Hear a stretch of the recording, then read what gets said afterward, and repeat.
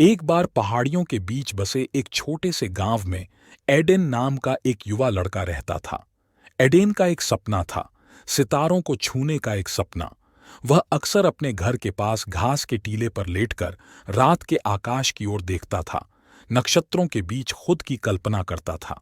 हालांकि एडेन के गांव में अंतरिक्ष अन्वेषण के लिए संसाधन नहीं थे, लेकिन एडेन ने अपने सपनों को जमींदोज नहीं होने दिया। उन्होंने स्थानीय पुस्तकालय में जाकर खगोल विज्ञान और इंजीनियरिंग के बारे में सब कुछ सीखा। जैसे जैसे साल बीतते गए, एडेन का ज्ञान बढ़ता गया और उसका जुनून और भी तेज होता गया। उन्होंने स्पेयर पार्ट्स के साथ अपने स्वयं के अस्थायी रॉकेट डिजाइन करना शुरू कर दिया और उन्हें उसी घास के टीले से लॉन्च किया जहां उन्होंने एक बार सपना देखा था। उनके शुरुआती प्रयास अक्सर असफल रहे। रॉकेट हवा में ही फट गए, वापस पृथ्वी पर दुर्घटनाग्रस्त हो गए या अपने रास्ते से बेतहाशा भटक गए।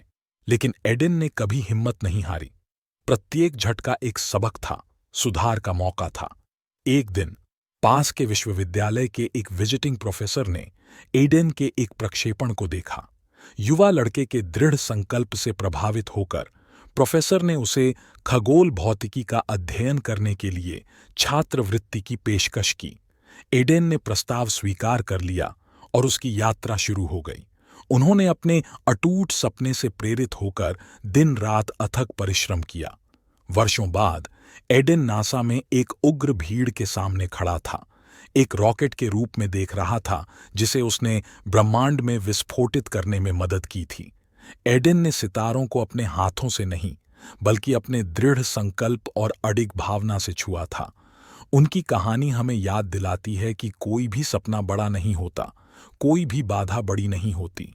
जुनून, दृढ़ता और हार न मानने से हम असंभव को हासिल कर सकते हैं और सितारों तक पहुंच सकते हैं।